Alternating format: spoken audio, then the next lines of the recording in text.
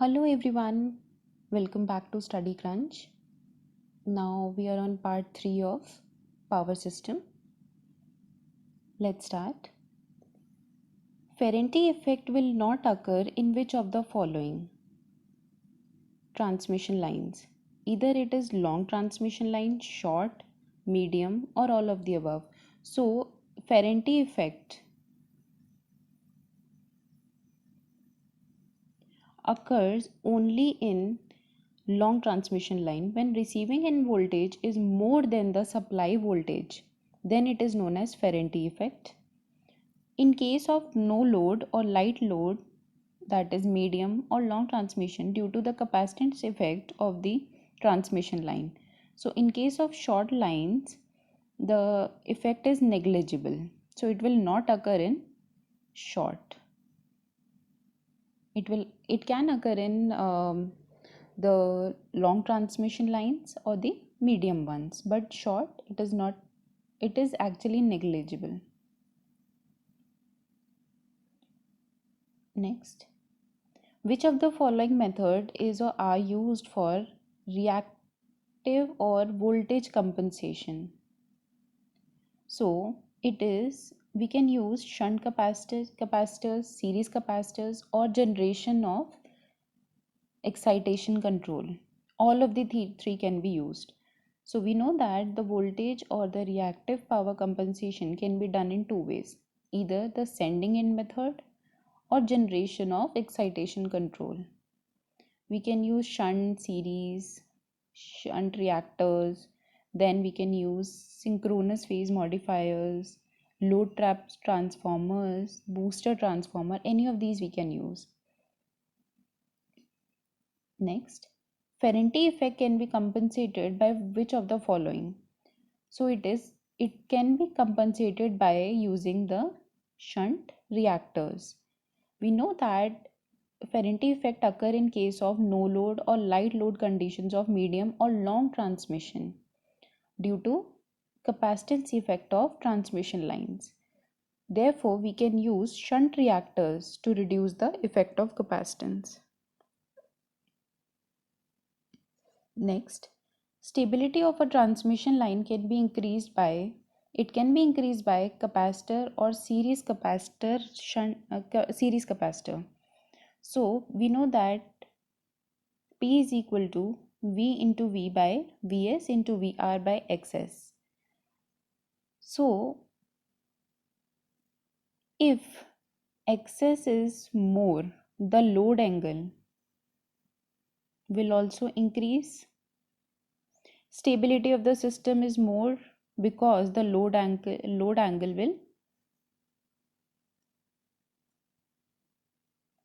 increases or decreases according to Xs. So the stability of line can be increased by both shunt capacitor and series capacitor, but not shunt reactor. So it can be increased by series capacitance or only capacitance. Next, which of the following method is used for changing power factor from leading to lagging? So the answer is we can use shunt reactor. So under no load condition or light load condition, the medium and long transmission lines may operate at leading power factor due to capacitance effect. So this leading power factor can be changed to lagging power factor by using a shunt reactor. By using a shunt reactor, it will compensate the effect of capacitance and change the power factor.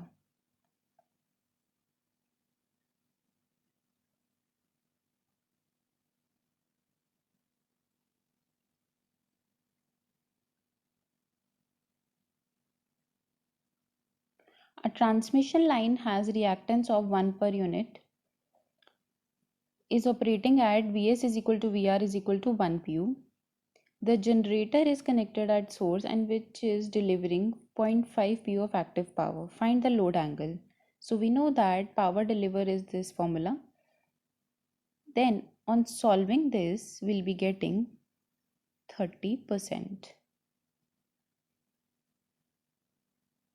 Next, a transmission line has reactance of 1 per unit if is operating at Vs is equal to Vr, which is equal to 1.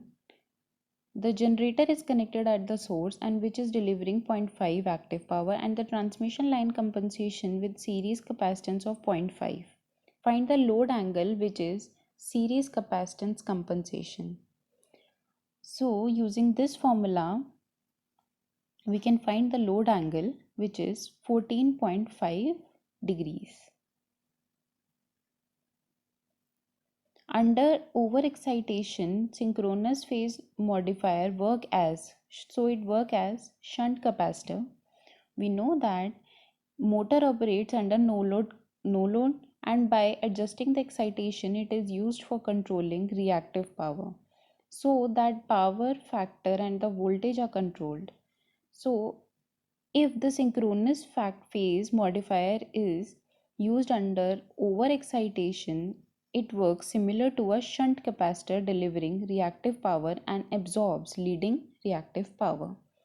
And if it is used as a phase modifier, then under excitation it works similar to shunt reactor. It also absorbs lagging reactive power and deliver leading reactive power. This is also used for Ferranti effect.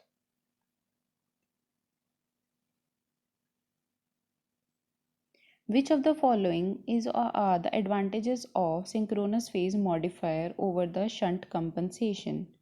So we can use either one or two. That is, single unit can be used as both capacitance and inductor by adjusting the excitation, or smooth voltage regulation is possible by controlling the excitation initially. So synchronous phase modifier, single unit can be used as both capacitance and inductance. Secondly, smooth voltage regulation is possible by controlling excitation. It can also cost phase modifier, which is higher. It consumes both active and reactive power. It requires more maintenance because of running equipment. It requires starting machine for bringing the synchronous motor up to synchronous speed.